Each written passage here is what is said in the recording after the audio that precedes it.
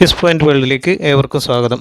July 21 ചാന്ദ്രദിനവുമായി ബന്ധപ്പെട്ട quiz സീരീസിലെ മൂന്നാമത്തെ വീഡിയോയുമായിട്ടാണ് ഞാൻ ഇന്ന് വന്നിരിക്കുന്നത്.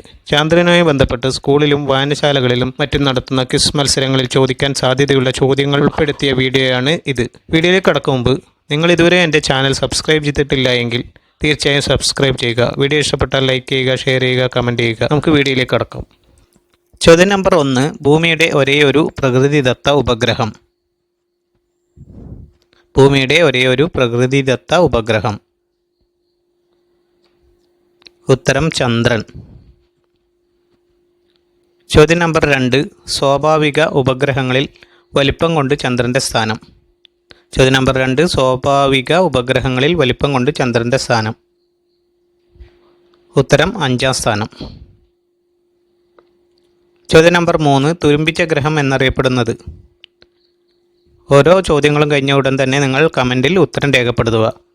അപ്പോൾ എത്ര ഉത്തരം ശരിയായി എന്നറിയാൻ പറ്റും. ഉത്തരം ചൊവ്വ. ചോദ്യം നമ്പർ 4. ഉപഗ്രഹങ്ങൾ ഇല്ലാത്ത ഗ്രഹങ്ങൾ.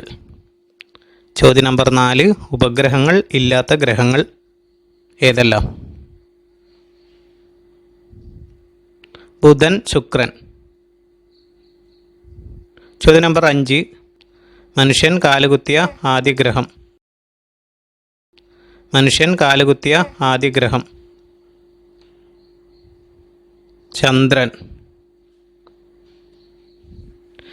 ചോദ്യം നമ്പർ 6. വസ്തുക്കൾക്ക് ഏറ്റവും ഭാരം അനുഭവപ്പെടുന്ന ഗ്രഹം.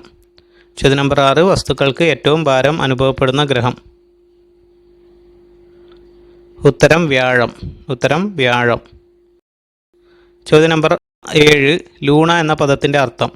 ചോദ്യം നമ്പർ 7. ലൂണ എന്ന പദത്തിൻ്റെ അർത്ഥം. ഉത്തരം കമൻറ്റ് ചെയ്യാൻ മറക്കരുതേ. അവസാനം കൂട്ടി എത്ര ഉത്തരം ശരിയാണെന്ന് ഉറപ്പുവരുത്താൻ കഴിയും. ഉത്തരം ചന്ദ്രൻ. ചോദ്യം നമ്പർ 8. ഏറ്റവും ദൈർഘ്യമേറിയ വർഷമുള്ള ഗ്രഹം. ചോദ്യം നമ്പർ 8. ഏറ്റവും ദൈർഘ്യമേറിയ വർഷമുള്ള ഗ്രഹം.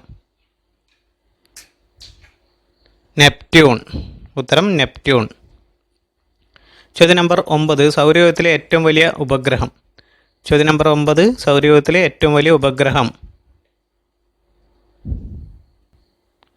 വ്യാഴത്തിൻ്റെ ഉപഗ്രഹമായ ഗാനിമെഡ്. ഉത്തരം ഗാനിമെഡ്. ചോദ്യം നമ്പർ 10. സൂര്യൻ കഴിഞ്ഞാൽ ആകാശത്ത് ഏറ്റവും തിളക്കമുള്ള നക്ഷത്രം. ചോദ്യം നമ്പർ 10. സൂര്യൻ കഴിഞ്ഞാൽ ആകാശത്ത് ഏറ്റവും തിളക്കമുള്ള നക്ഷത്രം. സിറിയസ്. ഉത്തരം സിറിയസ്. ചോദ്യം നമ്പർ 11. ഭൂമിയുടെ അപരൻ എന്നറിയപ്പെടുന്ന ഉപഗ്രഹം. ചോദ്യം നമ്പർ 11. ഭൂമിയുടെ അപരൻ എന്നറിയപ്പെടുന്ന ഉപഗ്രഹം. ടൈറ്റാൻ. ശനിയുടെ ഉപഗ്രഹമായ ടൈറ്റാൻ. ചോദ്യം നമ്പർ 12. അന്താരാഷ്ട്ര ബഹിരാകാശ ദിനം. ചോദ്യം നമ്പർ 12. അന്താരാഷ്ട്ര ബഹിരാകാശ ദിനം. ഉത്തരം കമൻറ്റ് ചെയ്യാൻ മറക്കരുത്. എത്ര ഉത്തരമായി എന്ന് സ്വയം വിലയിരുത്തുക.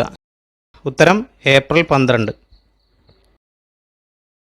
ചോദ്യം നമ്പർ 13. അന്താരാഷ്ട്ര ചാന്ദ്രദിനം. ചോദ്യം നമ്പർ 13. അന്താരാഷ്ട്ര ചാന്ദ്രദിനം. ജൂലൈ 20. ഇന്ത്യയിൽ ജൂലൈ 21. ചോദ്യം നമ്പർ 14. ചന്ദ്രനെക്കുറിച്ചുള്ള പഠനം അറിയപ്പെടുന്നത്. ചോദ്യം നമ്പർ 14. ചന്ദ്രനെക്കുറിച്ചുള്ള പഠനം അറിയപ്പെടുന്നത്. സെലനോളജി. ചോദ്യം നമ്പർ 15. ഭൂമിയിൽ നിന്ന് ചന്ദ്രനിലേക്കുള്ള ദൂരം. ചോദ്യം നമ്പർ 15. ഭൂമിയിൽ നിന്നും ചന്ദ്രനിലേക്കുള്ള ദൂരം. 3,84,403 കിലോമീറ്റർ. ചോദ്യം നമ്പർ 16. സൂര്യനിൽ നിന്നും ഒരു പ്രകാശകിരണം ഭൂമിയിലെത്താൻ എടുക്കുന്ന സമയം. ചോദ്യം നമ്പർ 16. സൂര്യനിൽ നിന്നും ഒരു പ്രകാശകിരണം ഭൂമിയിലെത്താൻ എടുക്കുന്ന സമയം. 8.2 മിനിറ്റ്. ചോദ്യം നമ്പർ 17. ചന്ദ്രനിലെ ഏറ്റവും ഉയരം കൂടിയ കൊടുമുടി. ചോദ്യം നമ്പർ 17. ചന്ദ്രനിലെ ഏറ്റവും ഉയരം കൂടിയ കൊടുമുടി. ലെബനിഡ്സ്. ചോദ്യം നമ്പർ 18. ചന്ദ്രൻ ഒരു വർഷം കൊണ്ട് ഭൂമിയെ എത്ര തവണ വലം വയ്ക്കും. ചോദ്യം നമ്പർ 18. ചന്ദ്രൻ ഒരു വർഷം കൊണ്ട് ഭൂമിയെ എത്ര തവണ വലം വയ്ക്കും. 13 തവണ.